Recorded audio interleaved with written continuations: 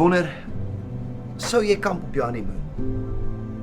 Sou ons geld in die huis soek vir kersse en melk in die somer, soos goeie mense doen? Kan ek tuin maak en Heidi vir die kinders wys? Neefies en niggies en waterlemoen.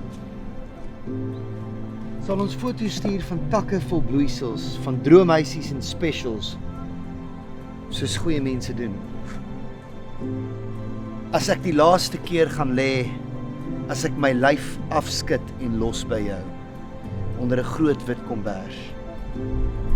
As my gees 'n bries word oor die flikkering van die kersse in die tuin, tussen bakke vol vrugte, sal jy my volg. Sal ons gaan soos gedigte oor heuwels, sonder jas of las of skoen, soos goeie mense doen.